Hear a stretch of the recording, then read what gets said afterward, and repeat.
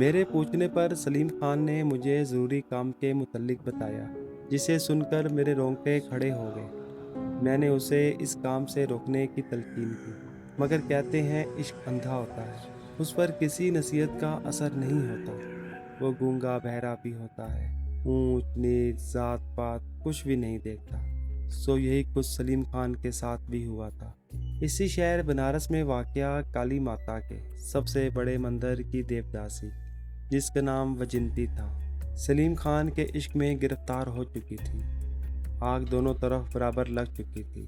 वो अक्सर सलीम खान की दुकान पर मजहबी किताबें खरीदने आती थी। बस वहाँ ही इन दोनों के दिल मिल गए। मोहब्बत इतनी आगे बढ़ी कि इन्होंने तमाम रस्मों रिवाज तोड़ डाले। मज़हब के सारे बंधन टूट गए। वजिंती ने खामोशी से अपना मज़हब छोड़ दिया। वो सलीम के साथ मिलकर एक मौलवी साहब के पास गई और मुसलमान हो गई। इमाम साहब ने उसका नाम नीलोफर रख दिया। नीलोफर ने अपना मुसलमान होना छुपाई रखा। दरअसल सलीम खान अपना कारोबार यहाँ से समेटकर किसी दूसरे शहर में सेट करना चाहता था, इसलिए उसने इतनी देर तक नीलोफर को वजिंती बनकर ही मंदिर में रहने की हिदायत की, और फिर वो मुझसे बात करना चाहता था। मैंने इसकी सारी बात सुनकर इसे बहुत समझाया कि ये बहुत खतरे वाला काम है। ये हिंदुओं का मुल्क है। वजिंती अगर किसी आम घराने की हिंदू लड़की होती तो शायद इस कदर खतरे वाली बात ना होती, मगर वो तो काली माता के सबसे बड़े मंदिर की सबसे बड़ी देवदासी थी। उसके मुसलमान होने की बात ही क़यामत आने से कम ना थी, और फिर एक मुसलमान से शादी, ये तो पूरे शहर को आग लगा देने वाली बात थी। मेरे हर तरह समझाने के बावजूद भी सलीम खान टस से मस न हुआ और कहने लगा, मामू अब मैं पीछे नहीं हट सकता। नीलोफर मेरी खातिर मुसलमान हो चुकी है। मैं इतना बेगैरत नहीं हूँ कि उसे बीच रास्ते छोड़कर खुद मौत के डर से उसका साथ छोड़ दूँ। अब तो जिएंगे भी इकट्ठे, और अगर मौत आई तो उसे भी इकट्ठे ही गले लगाएंगे। ये देखकर मैं समझ गया कि मामला हाथ से निकल चुका है। मैंने सलीम खान से कहा कि वो मुझे नीलोफर से मिलवाए, ताकि मुझसे मिलकर अपनी तसल्ली कर सकूं। फिर कोई हल सोचूंगा। सलीम खान ने मुझे बताया कि नीलोफर हर दूसरे चौथे दिन किसी न किसी बहाने इसकी दुकान में आती है। दुकान के पिछले हिस्से को जैसे सलीम खान रिहाइश के लिए इस्तेमाल करता था, वो दोनों मिलते थे। अब मैं नीलोफर का मुंतज़िर था। इतनी बात सुनाकर सतार बाबा रुक गए। वो लंबे लंबे सांस लेने लगे। मैंने कहा, सतार बाबा, तुम्हारी हालत ठीक नहीं है, तुम मेरे साथ चलो, तुम्हारा इलाज करवाऊंगा, और जब तुम ठीक हो जाओगे तो फिर इत्मीनान से तुम्हारी सारी बात सुनूंगा। ये सुनकर सतार बाबा के होंठों पर एक जख्मी सी मुस्कुराहट फैल गई। वो दर्दनाक लहजे में बोले, बेटा, मेरी ज़िंदगी के दिन बुरे हो चुके हैं, बस तुम मुझे थोड़ा थोड़ा पानी पिलाते रहो। अल्लाह मुझे इतनी मोहलत दे दे कि मैं तुम्हें सारी बात बता सकूं। फिर मौत भी आ जाए तो कोई गम नहीं, मेरा यहाँ आने का मकसद पूरा हो जाएगा। मैंने सतार बाबा को एक बार फिर पानी पिलाया और उसके कहने पर उसे आराम से ज़मीन पर लिटा दिया। शायद इनमें अब बैठने की भी हिम्मत न थी। चंद लम्हों बाद सतार बाबा बोला, 2 दिन बाद नीलोफर सलीम से मिलने आई। मैं पिछले कमरे में अंदर लेटा हुआ था।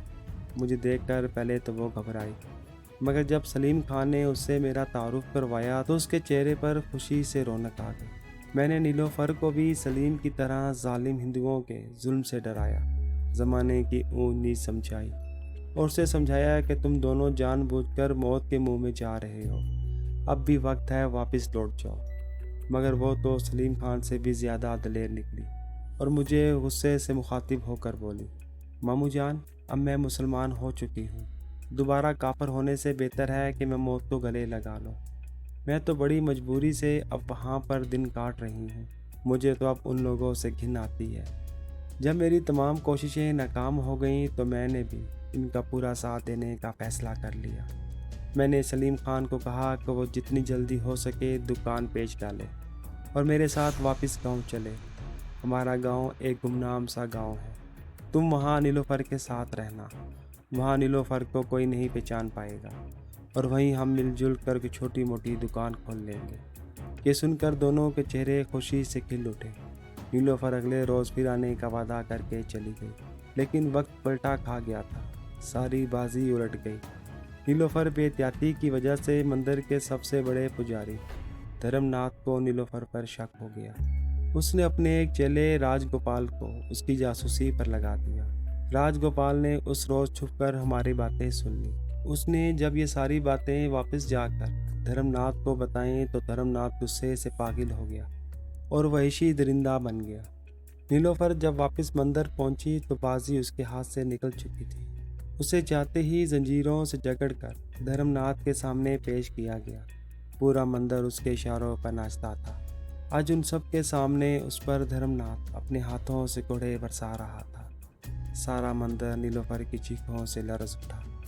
धर्मनाथ ने सारी रात उस पर जुल्म के पहाड़ तोड़ डाले, मगर आफरीन है नीलोफर की हिम्मत पर, उसने दोबारा हिंदू मज़हब कबूल करने से इनकार कर दिया। अगले दिन हम नीलोफर का इंतज़ार ही करते रहे, मगर वो बेचारी कहाँ से आती। हम दोनों समझे कि वो किसी ज़रूरी काम की वजह से ना आ सकी, कल आ जाएगी। रात को हम दोनों मामू भांजे सोने के लिए लेट गए। अभी आँख लगी थोड़ी ही देर गुजरी थी कि चंद कापोशों ने हमला करके हम दोनों को बेहोश कर दिया। होश आया तो हम दोनों उसी तहखाने में जंजीरों में बंधे हुए थे जहाँ नीलोफर कैद थी। हमारे सामने धर्मनाथ, राजपाल और उसके चंद दूसरे चेले जुल्म व कहर की तस्वीर बने खड़े थे। हम तीनों पर वो जुल्म किए गए कि ज़मीन व आसमान कांप उठे। वो हमें एकदम नहीं मारना चाहते थे, क्योंकि फिर तो हमारी सज़ा ख़त्म हो जाती। वो हमें सिसका सिसका कर मारना चाहते थे। मेरे हाथ पाँव के नाखून खींच लिए गए। लोहे गरम से मेरे सारे जिस्म को दागा गया। मैं तो बूढ़ा था, बार बार बेहोश हो जाता था।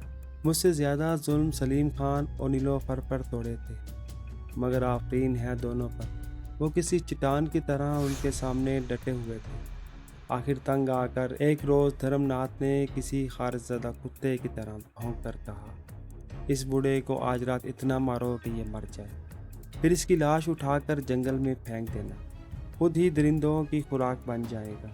और उस मूर्ख सलीम को हम आने वाले साल के पहले दिन काली माता की भेंट चढ़ाएंगे, और उस रोज़ जश्न ख़ास में इस पापन नीलोफर की इज्जत को तार तार भी किया जाएगा। इस मंदिर का हर पुजारी उस रोज़ इसके जिस्म से खेलेगा, और फिर ये जब तक जिंदा रहेगी इस मंदिर की सेवा करने वालों की रखेल बनकर रहेगी। ये मुसलमान हुई है कोई बात नहीं, हम इसके साथ वो सलूक करेंगे कि आइंदा किसी वजंती को नीलोफर बनने का ख्याल भी ना आ सकेगा। इस रोज़ मुझ पर जुल्म की इंतहा हो गई। मैं ज़ख्मों से चूर चूर होकर गिर गया तो मुझे मुर्दा समझकर दरिया पार के जंगल में फेंक आए। इसी रात खूब बारिश हुई। मैं सारी रात खुले आसमान तले उस बारिश में भीगता रहा। बारिश का पानी मेरे लिए ज़िंदगी का बहाना बन गया। मुझे अगले दिन सुबह तक पूरी तरह से होश आ गया। किसी न किसी तरह मैं अपने ज़ख्मी जिस्म को घसीट घसीट कर वहाँ से दूर निकल आया। मैं वहीं दरख्तों से गिरे हुए फल खाता, फिर ना मिलते तो दरख्तों के पत्ते ही चबा लेता। रात के वक्त गिरता पड़ता सफ़र करता। रात में ज़ख्मों से तड़प तड़प कर मैं नींद बेहोश सा हो गया। इस नींद बेहोशी में मैंने एक बुज़ुर्ग को देखा जो मुझे तुम्हारा चेहरा दिखाकर कह रहे थे, इंशाअल्लाह मेरा ये बेटा तुम्हारी मदद करेगा, ये तुम्हारा इंतकाम लेगा, तुम हमारे मज़ार पर आ जाओ, सब ठीक हो जाएगा। फिर इन बुज़ुर्ग ने मेरी रहनुमाई करते हुए मुझे उस नींद बेहोशी की हालत में वो रास्ता बताया जिस पर चलकर मैं उनके मज़ार तक पहुंच सकता था। कुछ देर बाद दिन की सफ़ेदी नमूदार हुई तो मुझे पूरी तरह होश आ गया। मुझे वो सब बातें बड़ी अच्छी तरह से याद थीं। मैंने रो रो कर खुदा से दुआ मांगी कि वो मुझे मरने से पहले उस जगह पर पहुंचा दे जहां उन बुज़ुर्ग ने पहुंचने को कहा था, और फिर खुदा ने मेरी फरियाद सुन ली। बुज़ुर्ग के बताए हुए रास्ते को मैंने अच्छी तरह ज़ेहनशीन कर लिया था। बस इन्हीं निशानियों को देखकर मैं कल रात यहाँ पहुँच गया। यहाँ आते आते मेरे ज़ख्म बुरी तरह से बिगड़ चुके थे। मैंने खुदा का लाख लाख शुक्र अदा किया कि मैं अपनी मंजिल पर पहुँच चुका था। मैं कल सुबह से तुम्हें ही पुकार रहा था, खुदा से दुआ करता था और उन बुज़ुर्गों से फरियाद कर रहा था कि अब किसी तरह मेरी पुकार तुम तक पहुँच जाए। शुक्र है कि तुमने मेरी पुकार सुन ली। ये कहकर सतार बाबा ने पानी की तरफ इशारा किया। उनकी हालत अब ख़तरनाक हद तक ख़राब हो चुकी थी। मैं बड़े दुख से इन्हें देख रहा था। वो पानी पीकर जल्दी जल्दी मुझे बाकी दास्तान सुनाने लगा। शायद इसे ये एहसास हो गया था कि अब इसके सांस बहुत कम रह गए हैं। वो बोला, बेटा, राजपाल और उसका गिरोह धर्मनाथ काले इल्म के बहुत बड़े माहिर हैं। पूरे बनारस में इनकी धूम है। पूरा शहर इनके इस खौफनाक इल्म की वजह से इनसे आंख मिलाकर बात करने की जरूरत नहीं करता। लेकिन तुम मुसलमान हो और इस मिज़ार में आराम फरमाने वाले बुज़ुर्ग ने तुम्हें अपना बेटा कहा था। इससे मुझे पूरा यकीन है कि तुम उस काफर मरदूद को ज़रूर उसके अंजाम तक पहुंचा दोगे और मेरे बेटे सलीम खान को काली माता की भेंट चढ़ाने से बचा लोगे। नीलोफर की इज्जत तार होने से भी बचा लोगे। एक मुसलमान बेटी की आबरू बचा लो मेरे बच्चे। एक बेकस और मजलूम मुसलमान को एक जालिम देवी की भेंट चढ़ाने से बचा लो। अगर सलीम खान काली की भेंट चढ़ गया तो धर्मनाथ की बदी की कुव्वतों में और ताकत आ जाएगी और फिर और भी ज़्यादा जुल्म करेगा हम जैसे बेकसों और मजलूमों पर। इन्हें बचाओ मेरे बेटे। मुझसे वादा करो कि तुम ये काम ज़रूर करोगे। वादा करो, वादा करो, वादा करो। सितार बाबा के सांस उखड़ चुके थे। उसका आखिरी वक्त आन पहुंचा था। मैंने उनके आखिरी वक्त को पुरसकून और आसान बनाना चाहा और उसका हाथ थाम कर उसे अपनी आंखों से लगाते हुए एक अज़म से बोला, सितार बाबा, मैं तुमसे वादा करता हूँ कि सलीम खान को काली की भेंट नहीं चढ़ने दूंगा। नीलोफर की इज्जत को कोई काफर छू भी नहीं सकेगा। ये मेरा वादा है तुमसे। शहरयार अहमद खान का वादा है। सितार बाबा ने आखिरी मर्तबा मेरी तरफ देखा। इनके चेहरे पर अब सुकून था। आंखों में खुशी के साए लहराने लगे थे। उसने मेरा हाथ आहिस्ता से दबाया, जुबान खोली, मगर उनके मुंह से सिवाय अल्लाह के और कुछ ना निकल सका और इसकी गर्दन एक तरफ ढलक गई। मेरे जिस्म में अंगारे से भर गए। गैज़ व गज़ब से मेरा सारा जिस्म कांप उठा। मैंने अपनी तमाम कुव्वतों को जमा किया और फिजा में बिजली की तरह कड़कती हुई धाड़ गूंजी, धर्मनाथ, मैं आ रहा हूँ तुम्हारी मौत बनकर। फिर मैंने आगे बढ़कर सितारा बाबा की खुली आंखों को आहिस्ता से बंद किया। बाहर एक नई सुबह होने वाली थी। कुछ देर बाद मिज़ार के पिछले हिस्से में बने कब्रिस्तान का गोरकुन भी वहां पहुंच गया। मैंने उसे मस्जिद से चंद आदमी बुलाने को कहा ताकि सितार बाबा के कफन दफन का इंतज़ाम हो सके। वो जल्दी से मस्जिद की तरफ चला गया। मैं मिज़ार के दरवाजे पर खड़ा होकर दूर खलाओं में कुछ ढूंढने लगा, शायद धर्मनाथ को। धर्मनाथ तो ना मिल सका, अलबत्ता मैंने देखा दूर से चंद लोग मेरी तरफ चले आ रहे हैं। जब वो मेरे करीब पहुंचे तो मैं पहचान गया कि वो जग्गू और उसके साथी थे, जो बड़ी तेज़ी से मेरी तरफ चले आ रहे थे। हम लोग सितार बाबा को सुपुर्दे खाक करके निढाल कदमों से वापस जग्गू के डेरे पे लौट आए। मेरे चेहरे पे छाई हुई संजीदगी को देखकर जग्गू को मुझसे सितार बाबा के मुतल्लिक कोई सवाल करने की हिम्मत ना हुई और मैं खुद भी उन लोगों से सर दर्द का बहाना करके अपने कमरे में आकर लेट गया। मैं अब तक ये नहीं समझ सका था कि सितार बाबा को मुझ तक पहुंचाने वाले वह बुजुर्ग कौन थे और उन्होंने मुझे अपना बेटा क्यों कहा था। क्यों, आखिर क्यों? मैं एक बार फिर अपने माजी जानने के लिए बेचैन हो गया। आखिर कब तक मैं इस तरह से दर बदर ठोकरें खाता रहूँगा? कब तक इन हालात की गर्दिश में उलझता रहूँगा? कोई तो ऐसा हो जो मुझे मेरे माजी के बारे में बताए।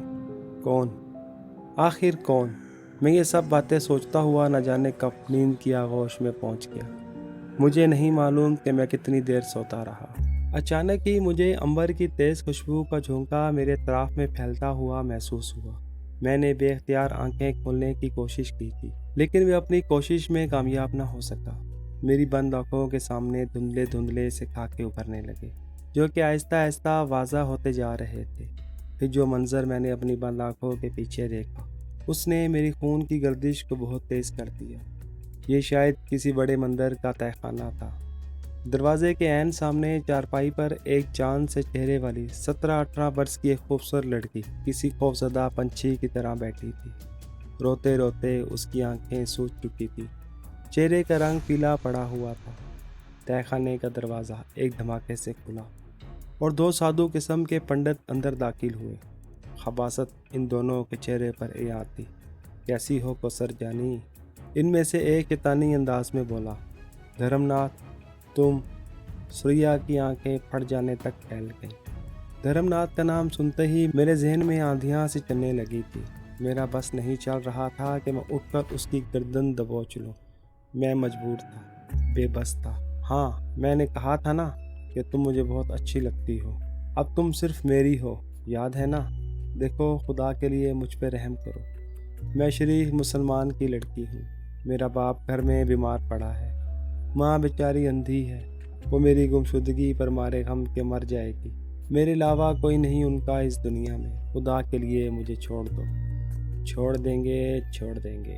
हमारे गुरुदेव बड़े दयालु हैं। बस तुम इन्हें राजी करो, फिर मैं खुद तुम्हें तुम्हारे घर छोड़ आऊंगा।